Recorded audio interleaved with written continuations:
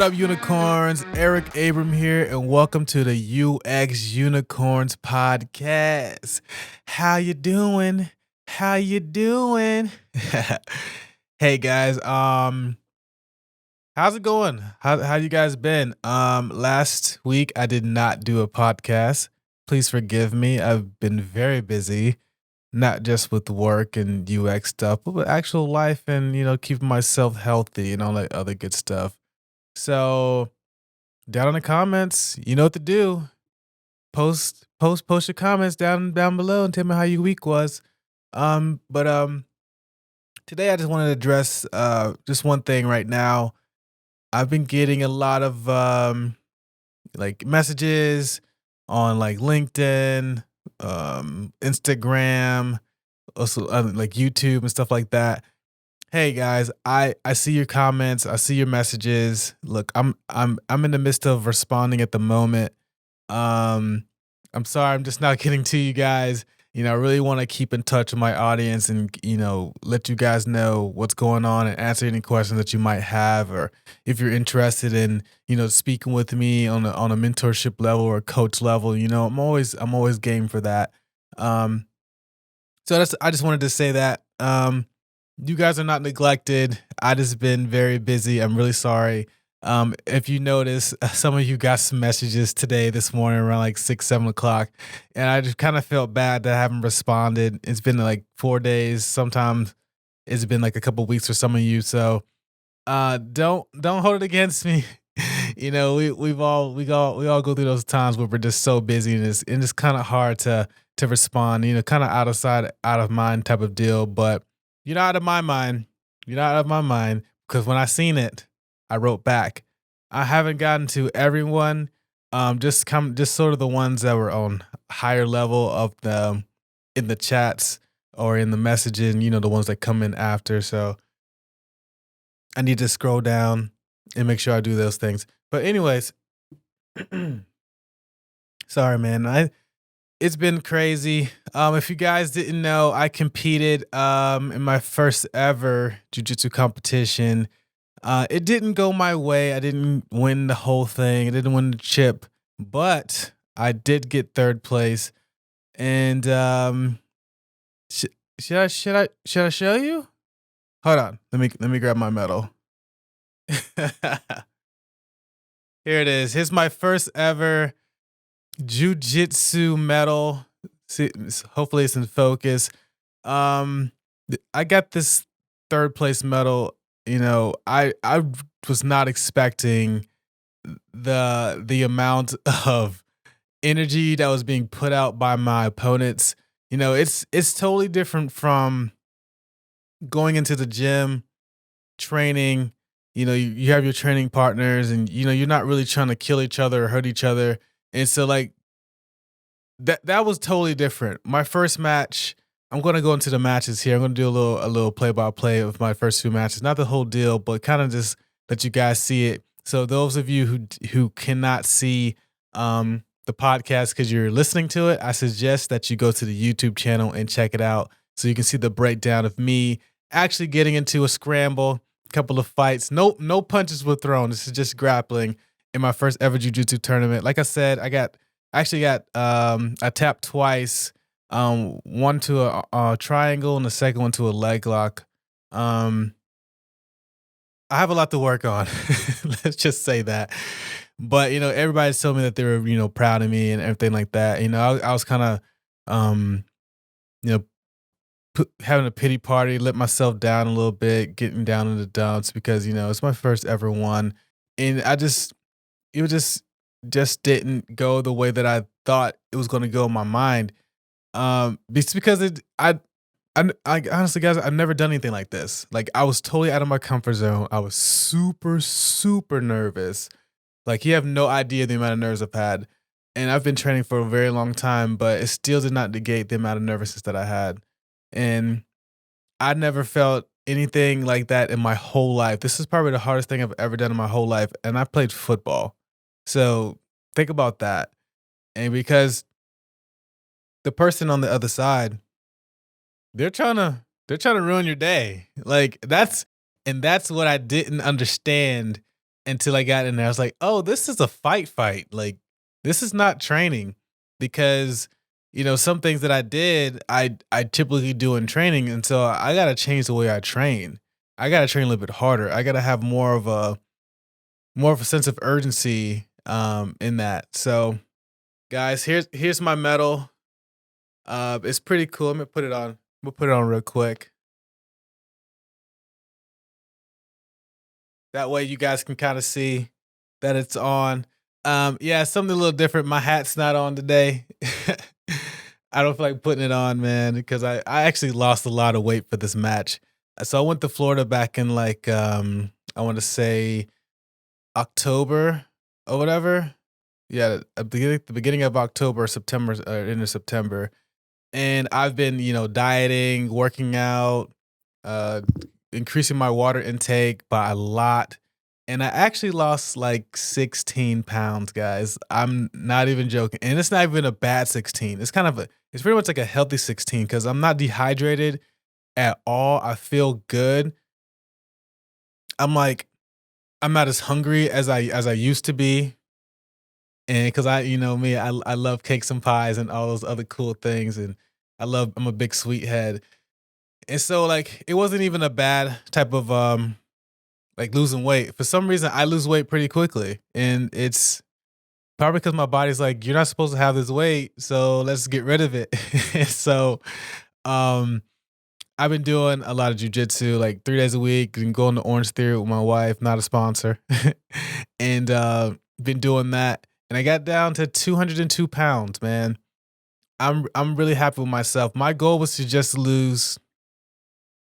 Um, Actually, when I started, I lost a total of that 16 pounds. But when I first started to think about doing this jujitsu thing, I weighed 214, and I got down to 202. I think that's a total of 12 pounds. And my goal was to just lose 10 pounds. But I realized that they actually weigh you when you get on the mats with all your gear on. So I had to be 208. I had to be under 208 with all of my gear on, my gi, my pants, and my belt. And I was like, oh, I'm not gonna make weight if I just do lose the 10 pounds. So I had to lose the 12 pounds, and I feel good. I feel really good. My neck's a little sore, just a little bit.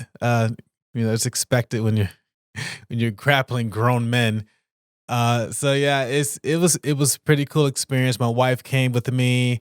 She was filming everything. She took some photos, and she was telling me how proud she was of me and everything like that. Even though I was still feeling myself.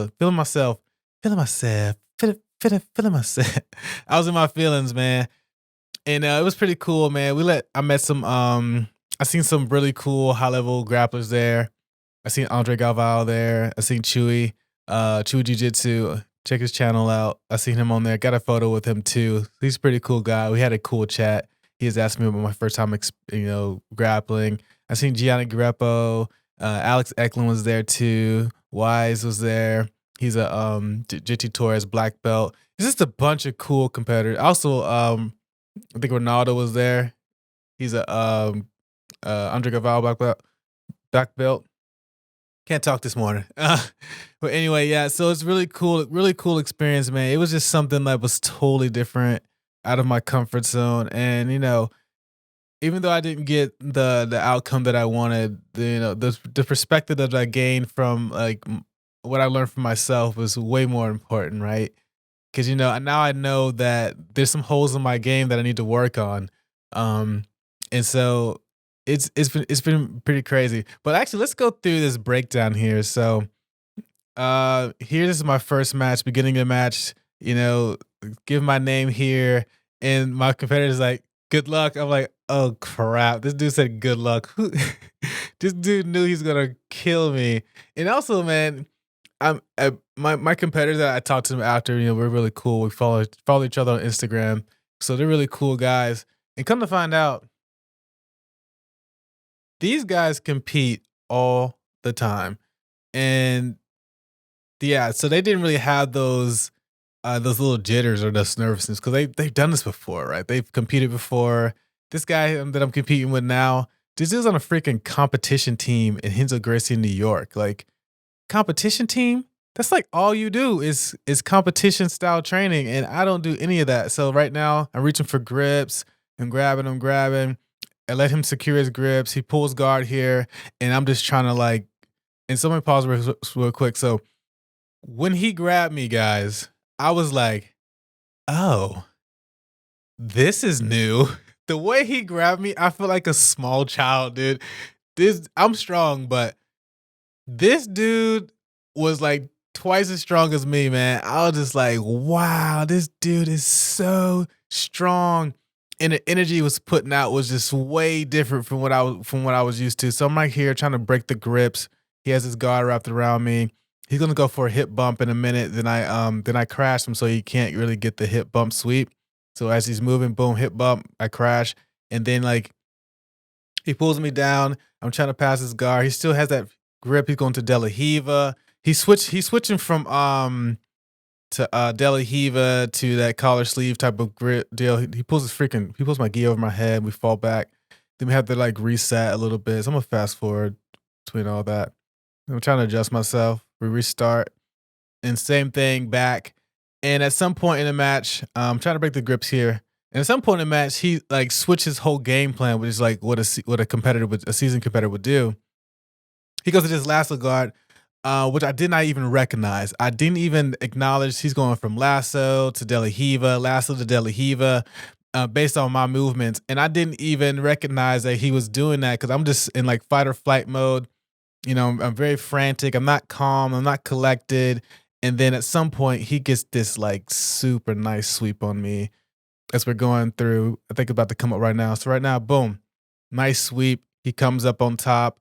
And then from here, guys, I'm just like, all right, this is what I do in training, which I should not be doing here. I let him collapse on me, and I just laid there, right? So what I should have been doing was I should have been trying to move and get my hips out and not let him actually get this position. I should have framed a little bit more. But at the same time, I'm not gonna lie to you, I was tired of shit. I was super, super tired and also thrown off. He was just squeezing. He's like stalling. And at the one point, he was just like looking at the time. He's not really progressing. And then he does this like knee on belly for like a half a second, and I give him like 2 points, and like so he went up 7. And then I was just go through all this. And I think he does knee on belly in a minute. So let me see. Fast forward. Pretty much stalling. Here we go. I think I escape in a few seconds. I come around the back door. Let me fast forward real quick. Yeah, he did. So let me go back real quick. So here goes knee on belly. I should have pushed that off. I should have been doing more of a scramble type of deal, but I did not, man. I was so tired and nervous, man. I didn't know what to do. And so I'm like, here we go, back door escape. Try to come up. Boom. Reset. And then after this, it went downhill. So once again, he got his grips. He did what he did. He pulled guard after this, and then that's kind of when he started playing the more of the lasso guard and spider lasso, and that's when he jumped the triangle on me. And you know what? That triangle was pretty tight, but I think I should have tried to like escape. But at the same time, man, look, here we go. Boom. Damn, that was fucking sweet. You know, start squeezing, boom. I started seeing darkness here. Then I started about to tap in a second. Boom, tap, and then he wins. So, you know, this is Brett. Shout out to Brett. He's a pretty good competitor. He actually got his purple belt that night. So a pretty good dude. All right, so that was my first match. So there's a few mistakes in there that I'm definitely gonna fix. I feel bad for whoever I train with on Monday. It's gonna be hell for you guys because I'm going in because I know I have a lot to work on. And then my last match was with this cool guy named Steve. Steve, you know, we actually talked after. He was trying to tell me like, yo, on this particular technique, you should probably try this. So I'm putting on the belt here. So I'm gonna fast forward real quick because you had to go back to the match, introduce ourselves. And so for the second match, after the first match, all the adrenaline dump was out there. Sorry, this podcast is mostly about jiu-jitsu. We're going to get to some UX stuff, but this is also very important to me, and you guys know what you signed up for. So for the second match, I kind of went in there, a little more relaxed. Um, because I basically got all the jitters out. I was more warmed up. The first match I went in cold. I didn't know what to expect. And everybody kept saying, be first, be first, be first. And so that was my mentality. And actually, at this match, for me, I still didn't win. I got footlocked at the end by this dumb mistake by leaving my damn leg out there. But at the same time, I did a lot better. So right here, we're establishing grips. I get my grips first, then I pull guard. Boom, I try to sweep there. He comes on top, and then we go into half guard here. Boom. So now we're in half guard. He has a cross face on me. I'm trying to swim to try to get it. I'm grabbing right here so he make sure you can't get the underhook. And so I'm right here. I'm waiting. He's trying to get the underhook. I'm still keeping my grip. He pulls up. Boom, I get the underhook right there. So let me go back real quick because that's an important little detail. So while he's I have a frame here. I'm grabbing on his collar and I'm also keeping my elbow tight because he's trying to use the underhook to try to flatten me out. And so I keep that kind of tight. And then he makes a mistake and tries to go over the head. And I actually do the same thing after this. And I grab the underhook and then I grab the belt to secure that. He's trying to push on the thigh, but having that underhook really helps me get to my side and really try to frame. So boom, still keeping the underhook, and then I scoop the leg, and then I'm turning to the hip. Still working. Boom. So here, this is when he was like, after we talked, he's like, yo, make sure you keep that your head close to the knee so it keeps it tighter, because that's what he did to me in the second after this. So here he has his foot planted on the ground, which helps him keep a good base. At the same time, he has my arm. And so here I was like, oh shit, I'm fucking tired. I'm like, I can't figure out how to break this grip.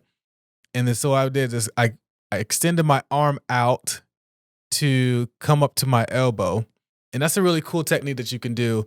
So if you're really tight, you can kind of like extend out and then come up to your elbow to help get a good base. You won't be able to come up on your hand, so your elbow is your second best thing and also is a little more secure. So I come up on the elbow, boom, here, come out, and then boom, get the sweep. And that got to 2 points on that one. And so from here, I was trying to crash down on him and go to north-south to avoid the legs. What I should have did was I probably should have slowed down a little bit, had a little more sense of control here, because he kind of escaped and went out the back door and kind of reframed. And then I'm trying to Toriando here. I should have grabbed my right hand, should have grabbed the other pants there. I was actually, that was my mistake there. That was kind of dumb. So because my hand was already on his pants, I was actually grabbing inside of his hip area. I should have grabbed this other pant leg too and Toriando to that way that the direction that I'm going in. Instead, I reached the back. I don't know why I even did that because that doesn't help me pass his guard. So what happened was he put me in half guard the same way that I put him in half guard. And his sweep.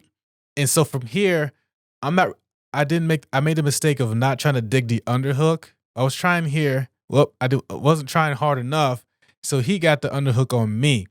And so I should have been way more tentative to that, or what could I say? Have a sense of urgency on that. But what I should have did was this, guys. I should have jumped this Kimura right here because his elbow was bent. He's on his side. He doesn't really have a good position on me quite yet. And so what I should have did is I should have played my Kimura game. I should have took my right hand.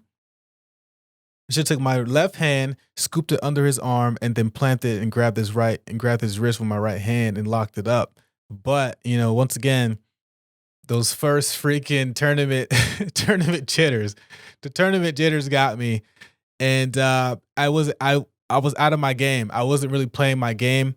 Kimuras and Kimura traps are my game, and I could have easily got a Kimura trap here. Boom, I could have.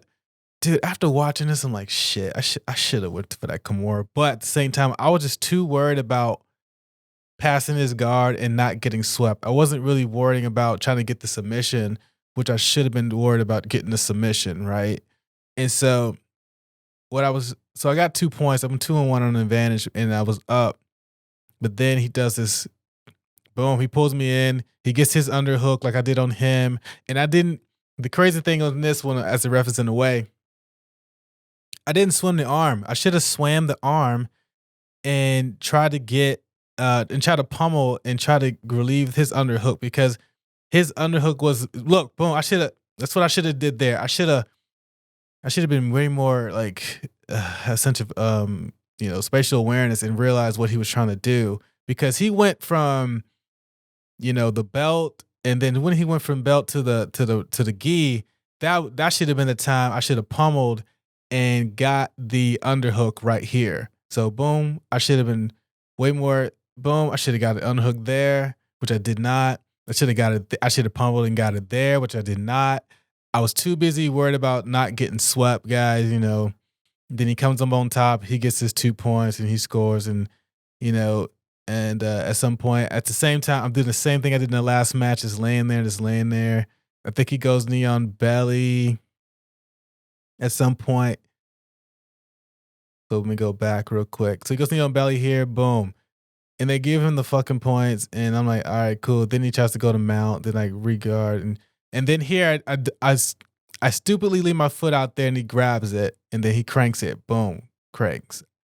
And I feel like I should never left my foot out there, and I probably should have used. I should have been way more aware of what he was trying to do, and also I should have came up as soon as he leaned back. I should have probably came up and tried to either jump the knee or go to my my left side and put more pressure onto him. So what I should have did is not first of all let him grab my foot, and then while he grabbed my foot, I should have reached and grabbed his gi and then came up with his momentum.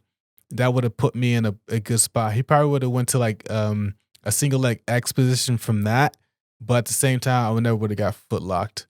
So those were my 2 matches and some of the mistakes that I seen there.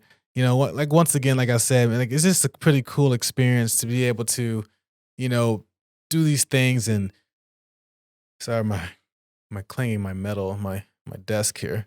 Sorry about that. And so that's what I should have did, man. Like woulda, coulda, shoulda, woulda, butta.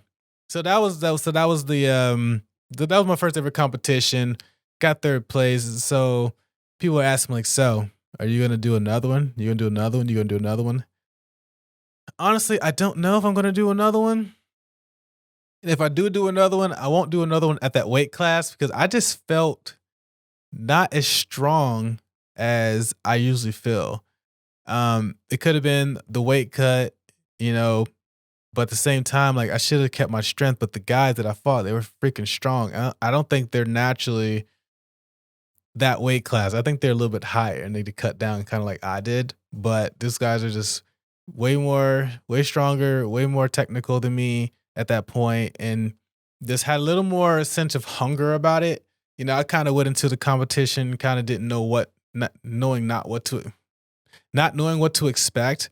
I thought it was going to be like training in the gym. No, it's like a real throwdown, and it just caught me off guard. So that's why the second match was a little bit better, because I kind of knew what to expect, right? I kind of knew going into it, like, all right, I need to attack him first. I need to either shoot or take or pull guard or whatever. But so next time when I pull guard, I need to either pull to half guard, which is, from what I hear, is my pretty good move. It's like one of my good moves. So I'm probably gonna go into the gym and work on the half guard, and also next time I pull, I'm gonna put a foot into the hip, and then possibly I need to start working more takedowns. And I also need to work on not getting stuck in side control. Side control has been my freaking kryptonite since white belt. I have not figured it out. But Monday and the rest of my life, I'm going to be drilling. That's the one thing that is missing from my training. I don't drill enough. Well, we don't drill enough in our gym, and that is a detriment to our abilities. So we need to start drilling. We need to start doing more drilling for one, and then more positional drilling as well. We need to work on people trying to pass and then people trying to get your half guard, especially for me. And that's something I need to work on. So that was that was the Gracie breakdown. Actually, that was the Abrom breakdown. We keeping it live, keeping it live. And so, well, like I said, man, it was just pretty cool experience, man. If you guys never trained jujitsu, I suggest you try it out. It really tests you as a person. It also puts a lot of things in perspective for you. Cause like you can think like, oh, work is terrible, blah, blah, blah. Like, dude, I got tapped out. I got choked out, bruh. I almost got my ankle broke, bruh. What you worried about? You worried about somebody not liking your designs? Who cares if nobody likes your designs? I almost got dead. You feel me? And so, like I said, this week has been pretty crazy, especially at work. Now we're gonna get to the UX stuff. Oh, the nice UX stuff. Singing again on the podcast. All right, so for work, we've been doing a lot of user testing, but I just did some research on the difference between user testing versus usability testing, and we have been using these words interchangeably wrong. We're not doing the things that we say that we're doing. What am I saying? So I pulled this article up on Medium. It's by Vipal Mishra. Bruh, I don't know how to pronounce your name, but credit to you for this article. So basically, he talks about the differences between user testing and usability testing. And the reason why I wanted to bring this article up, I literally just found it, because I wanted to talk about user testing and how great it is for user experience and trying to validate and try to help you build your particular product as a UXer. So at my job, we're doing what we said was user testing.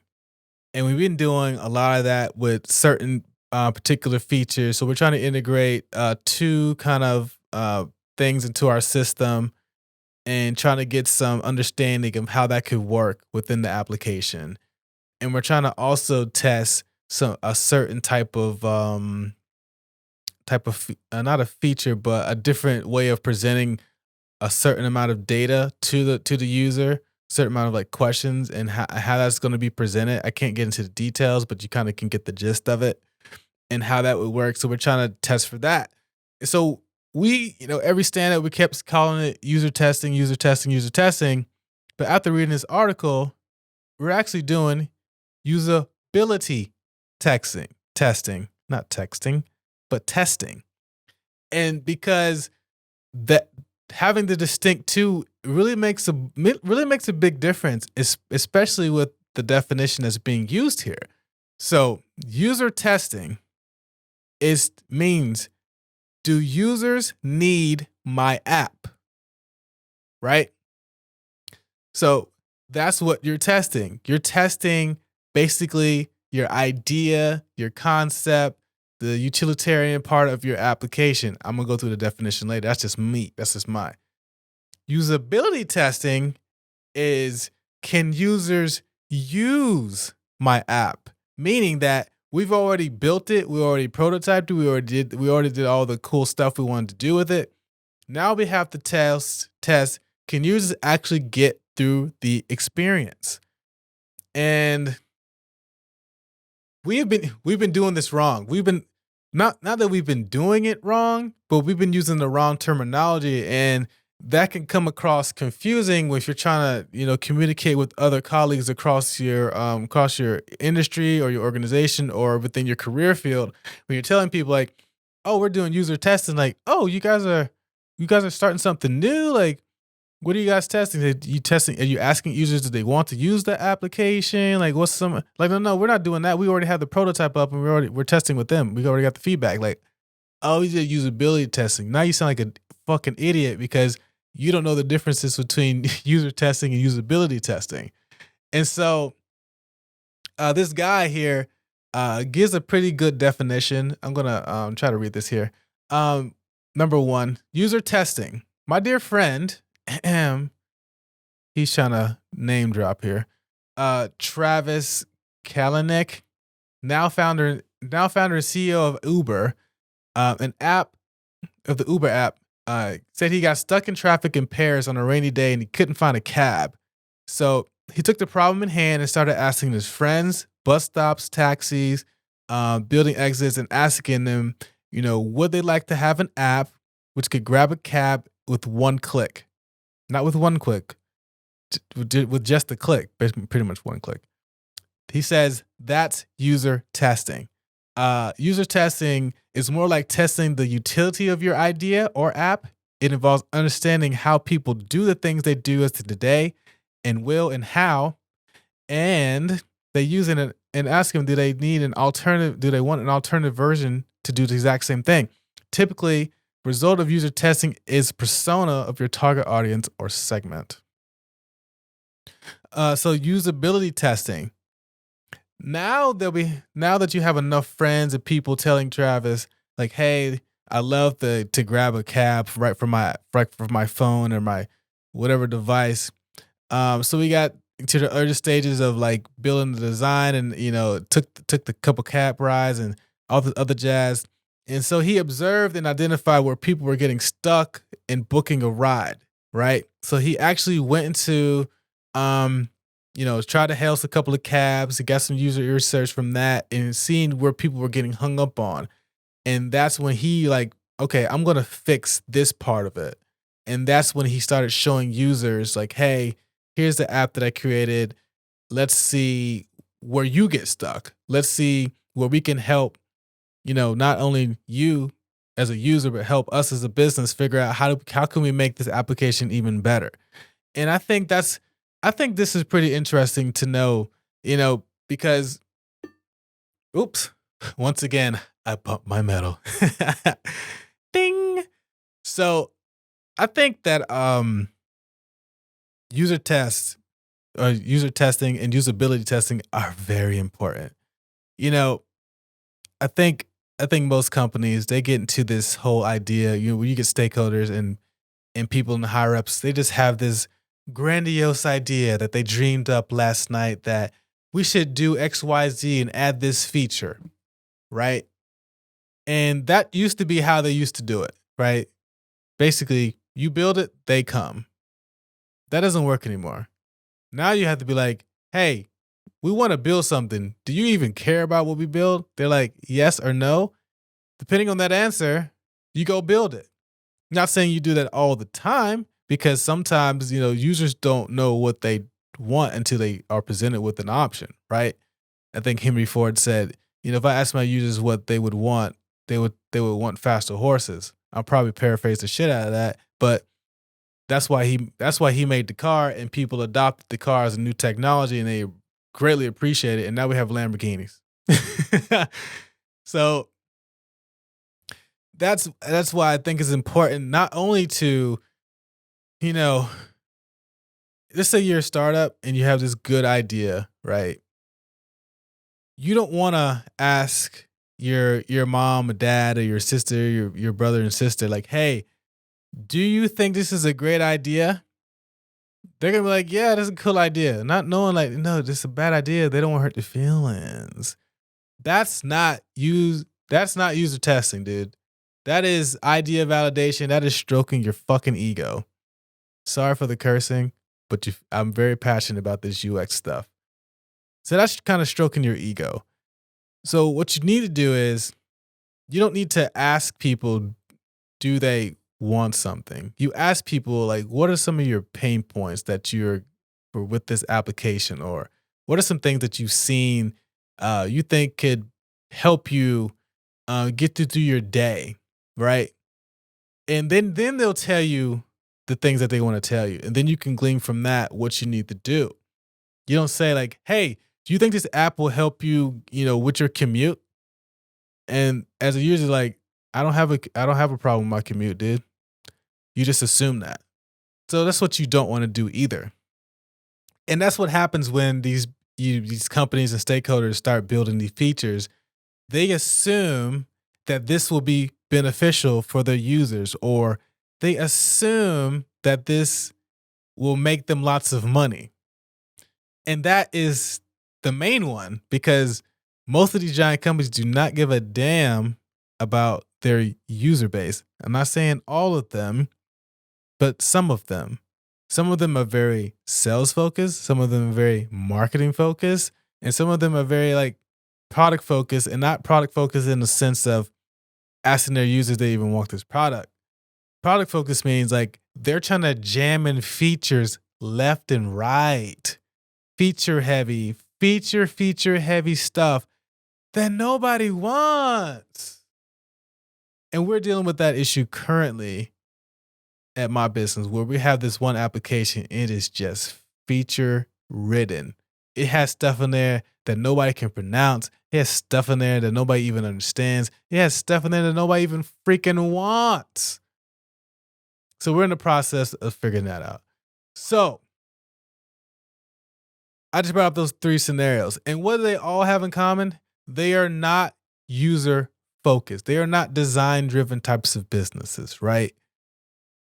I keep hearing this, my mentor from back when, he brought up Salesforce and how they're like a super design driven company and how wonderful it would be to work there.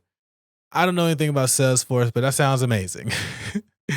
So when I think about design centered type of deal or user focus, I think of like Facebook and places like that. So, but the reason why I bring this up is because, like I said, once again, it's very, very important to involve your users early and often, and that comes with testing early and often. So here we go. We have an idea. We go to our users. We do some user testing. Hey guys, don't ask them, what do you think? You basically say, what are some of your pain points? The things that I mentioned earlier. Then you can say like, okay, that's kind of in line with what we're trying to build. So therefore you get kind of user validation saying like, yeah, this will help me through my day. This will help me with my kids. This will help me with this. This will help me make more money. This will help me blah, blah, blah. Then you take all that insight and you go build you a nice little prototype, a little low fidelity one, and you can test it. Look, guys, this is what most of you don't understand. You can make and create, build and do a low fidelity prototype. It doesn't have to be all high, shiny, and buffy and sparkly. It doesn't have to be that all the time, right? You can build you a lo-fi prototype and test that. But for some reason, we feel that we need to build something that looks actually real and test that. Why would you spend all that time building something that looks real just to test it? And then come back and you realize like all people are focusing on is they don't like the color red or they don't like the color blue. Like the button's too bright. Who gives a damn about that? That's later down the line. That's when you start, doing micro testing. I just made that term up. Little micro user testing, micro testing, macro testing. I don't know, but let's run with it. So you start doing your testing, your lo-fi testing. You can even freaking do a test with a sketch, man. It could be a sketch, but you guys feel like you have to do the all go into Adobe XD and Sketch and Figma and all those other jazz and make these super crispy, clean mock-ups and wireframes and blah, blah, blah. Like you don't have to do all that. It's nice to have, but like it's not necessary to just to get your idea across, just to get a usability feel. It's not necessary. The point of it is to collect the data to help you with your designs, not present designs, right? So think about that. The point of this test is to collect data from users to use to help build your design or your product, not to present pretty designs. I digress on that. Rant over.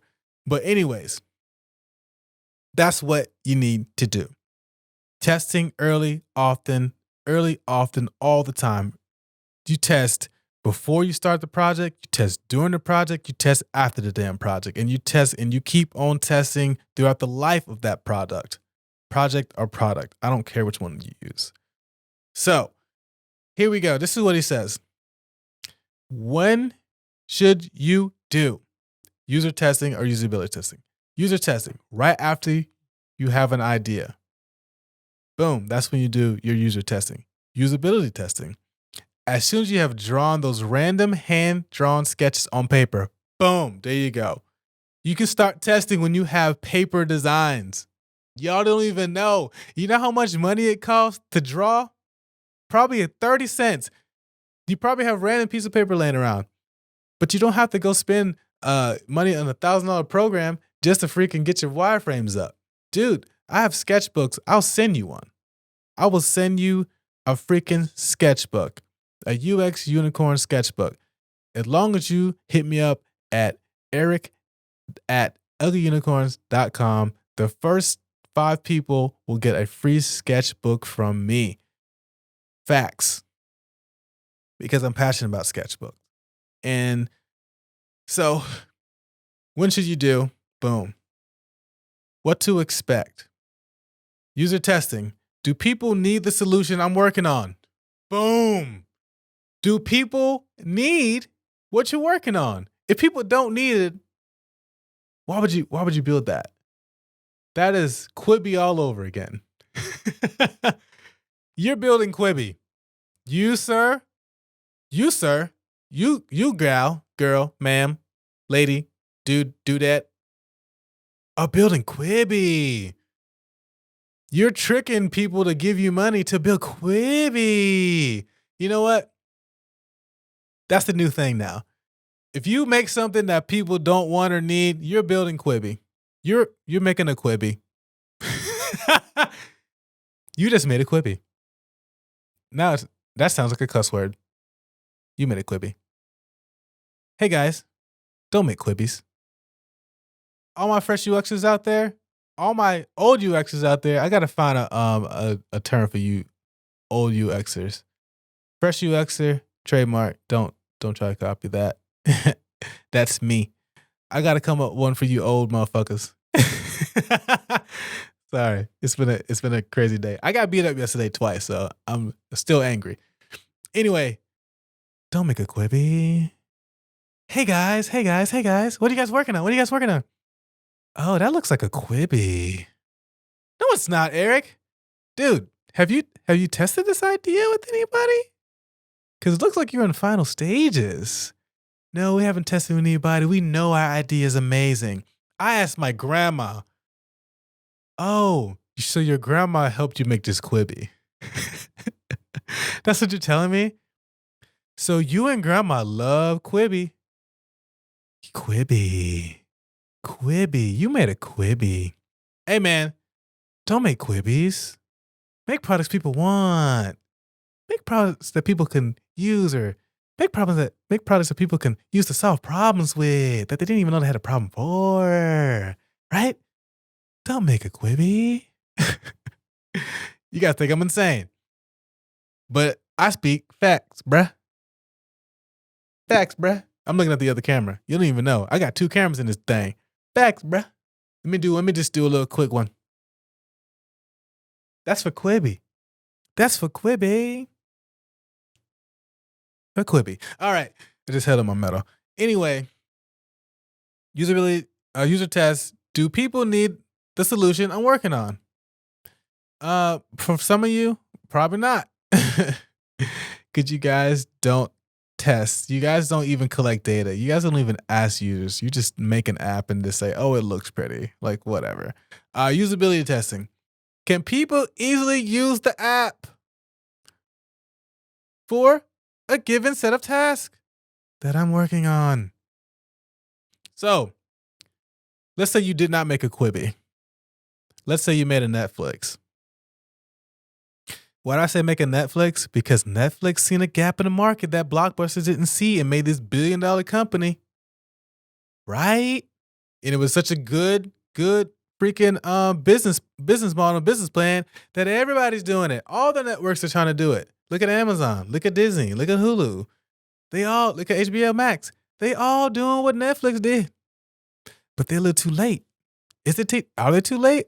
Or is Netflix getting complacent? That is the next podcast. But anyway, so now we have making a Quibi, and then making a Netflix. Right? So, can users easily use the app that I'm working on? If the answer is no, you need to go back to the drawing board, guys. You need to go back to your sketches. This is why you do sketches. If people say no, we go back to our sketches, we refine, and we test again. We go back to our sketches, we refine, and we test again. And that is that life cycle. So now we refine and test it. Now we refine and test it. We go to the lo-fi and we test those. Then we go to the hi-fi, we can test those. Or you can skip the lo-fis if you want to. You can skip the sketches if you want to. But just know that sketching really does help get your ideas out because it takes less time to draw a line on a piece of paper than it does in the computer. Just saying. I can do it pretty quick. So, what to expect from? That was the second one. Here's the third one. How should you run it? Well, here's some user testing ones that you can do. Well, he says, coffee shop discussions, in-person discussions at friends' places, offices, clubs, bars. I would not do that at a club nor a bar. It's very loud and people are drunk. Unless you're trying to build an app to sell beer or wine, then I probably would go there. Or cigarettes, who knows? Virtual Skypes, Google Hangouts, you feel me. Surveys, etc. Those type of things. More guerrilla types of user testing, not anything too formal. Basically, you're just trying to get an idea of this type of deal. But if you're building an app that, helps with like selling coffee beans, don't go to a bar. Don't go to a club.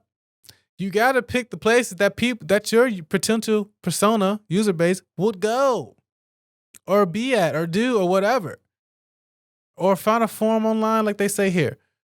So that's just a little caveat to that. Usability testing, how to run, create a rapid prototype, via Canvas Flip for 5 minutes. You can probably use some hand-drawn sketches. You can use InVision if you want to. Actually, you can use Adobe XD. What can you do in Adobe XD? You can take your sketches, put them in Adobe XD, put some squares around them, and make them shits clickable. Boom. Here's your clickable prototype. It's a sketch form, and that could take you literally like 10 minutes versus spending weeks on trying to put together a hi-fi prototype. Need to pop my neck because my neck is sore. So you basically could take your sketches, put those into Adobe XD, or put those in like what did I try to say? InVision, whatever. I don't like InVision. It's so dumb. Anyway, you already know my feelings about that. You can put that in to the program and make that a prototype, and Bob's freaking uncle, or Terry's your dad, or Jamie's your cousin. Who gives a damn? Add small tasks. Go to users and ask them, to help them. Do they want to ask them? Can it do the task on the prototype? The Canvas Flip. I never heard this Canvas Flip thing. I guess it's pretty cool. I gotta check it out. I can't advocate for it. You can also instantly observe conversation. Instantly observe conversion funnels via a heat map with Canvas Flip. That's interesting. You can do a heat map on the jam. That's like marketing stuff. Like where are people clicking? Where are people gonna hang up? Like, okay, that's more of like quantitative data. We gotta mix that with the qualitative. All right. So what to ask for during the freaking test? User test, how do you currently do? Or problem that you're trying to solve. Do you even think it's better? Wait, I don't think I like this one. Did you think of a better way that you could do this? Okay, that's probably good. I gotta read better. Will you like this? Will you like to do this task? What? No, dude. Will you pay money for this? Okay. These last two, I don't like. I do not like these last two questions. Will you like to do this task? Why does that matter? Would I like to do a task? I don't like to do any task, dude. I'm a task freer. Man. What? Don't do that one. Will you pay money for this? Who cares? That's not what you're trying to get. People pay money for the dumbest shit. People buy Gucci bags, bruh. Why you need that? Why you need that? Why you need a $600 Gucci bag to put nothing in? I don't get it. What will you pay? Yes, people will pay money for anything. People will pay money for anything. Why do I know this? Because I have 2 dogs and I pay money for poop bags. Do you hear me? I pay money for poop bags, even though there's poop bags outside for free. So don't ask that question, will you pay money? If your product is good enough, you can charge whatever money you want for the service or the product, as long as it's good enough. Boom. Sorry for that rant. I just don't like this. I don't like these last 2 questions I don't even like the questions asking, because these questions don't really validate or help with the idea. It's like, you shouldn't just do something because you think people are going to pay money for it. You should automatically assume that your product is going to make money, considering if you built in that type of model into your product. And also, you shouldn't build a product without thinking about how people are going to pay for the product, or how the product is going to make money, right?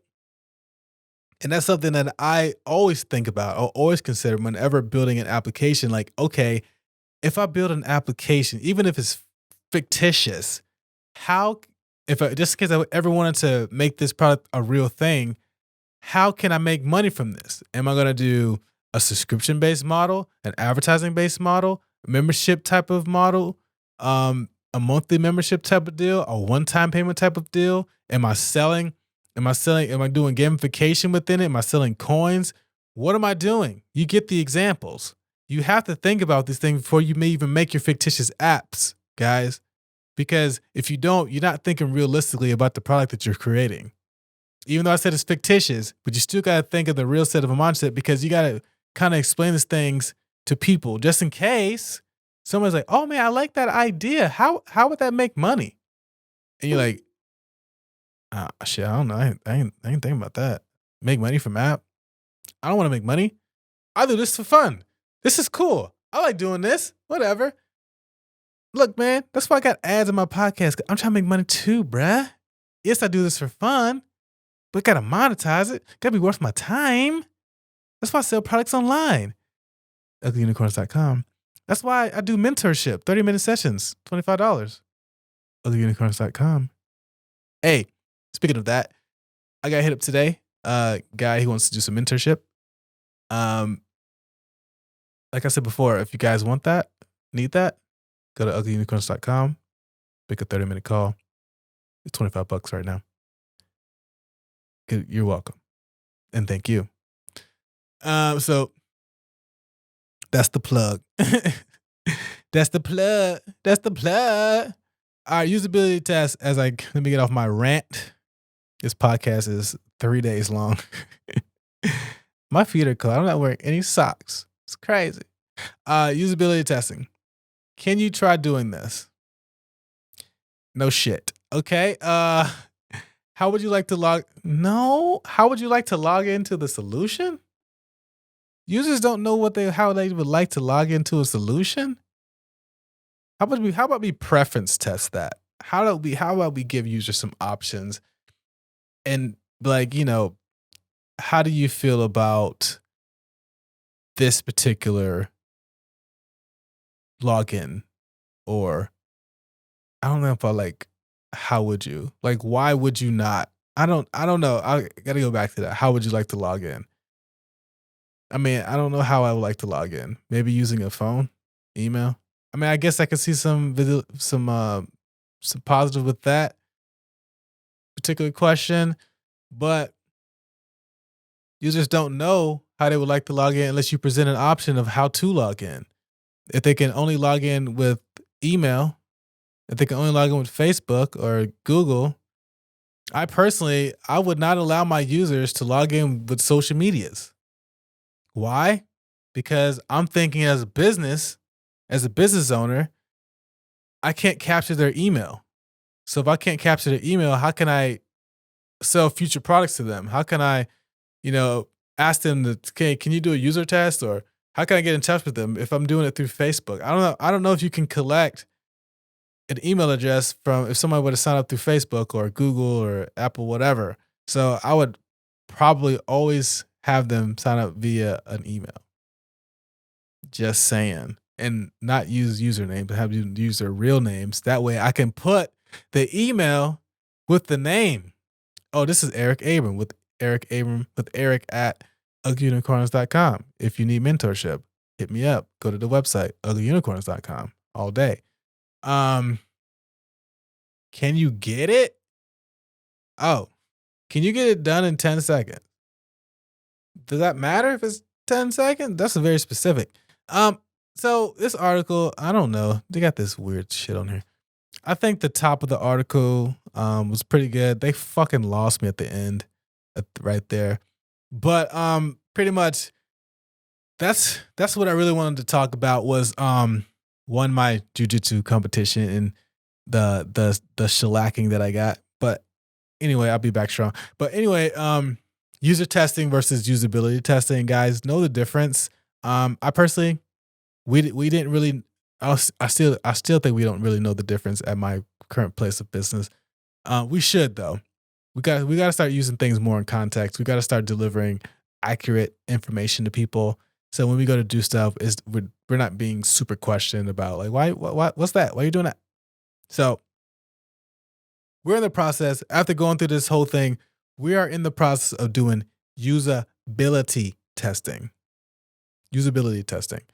And right now that's what we're doing. It's very cool to see people's eyes light up, or very interesting to see people get stuck at a certain situation. You have to kind of like lead them and guide them just a little bit, give them a little nudge. Like, did you happen to see the little blurb at the bottom?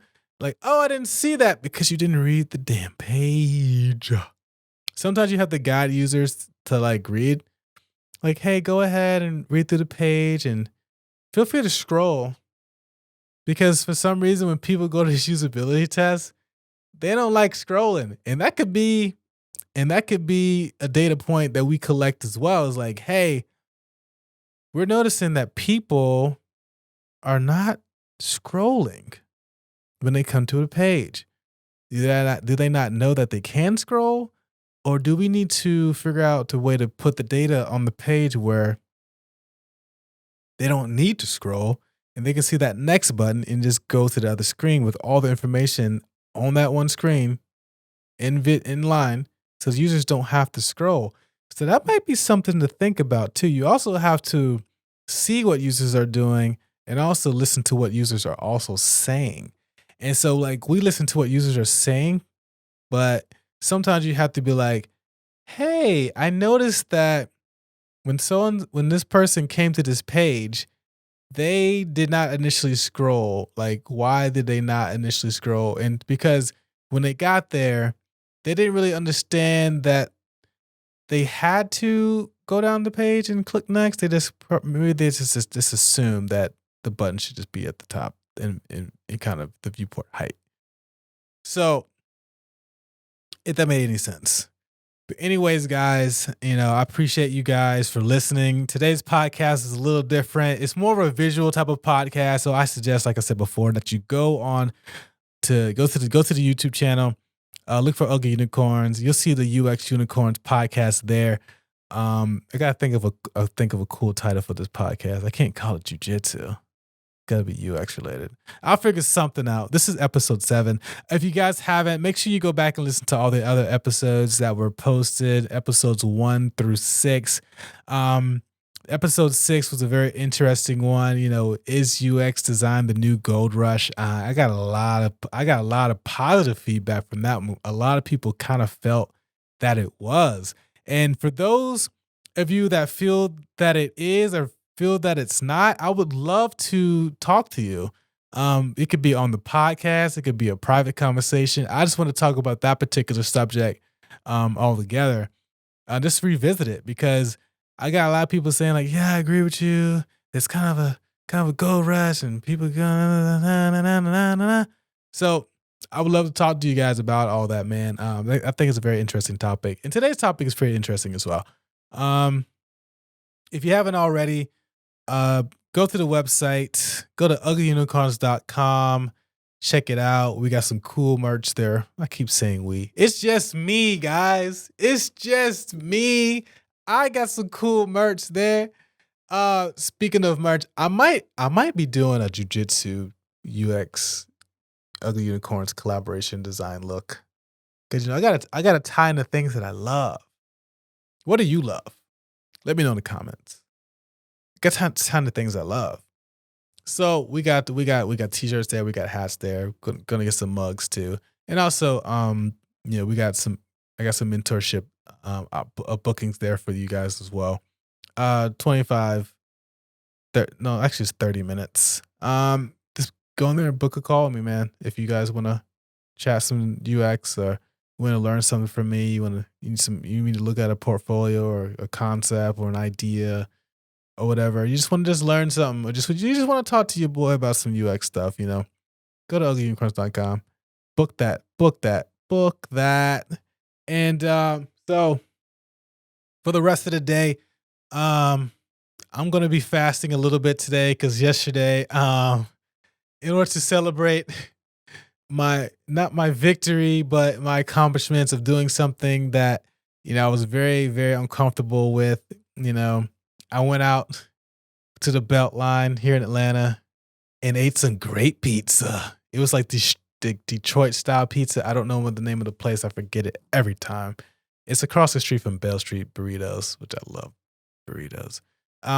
Went there, ate some pizza, got some meatballs, and basically pigged out. Came home, got some what was it, peach pie, whatever, with the whipped cream. Went crazy on the food yesterday. So I'm still trying to maintain my 202, but I think in the foreseeable future, I'm going to be going down to 190 pounds. And so also from that competition, I know now I need to start lifting weights again because dudes are just too strong, man. They're just too strong. And I haven't lifted weights since like 22 years old, like for real, like passionately lifted weights. So I think I need to start lifting weights.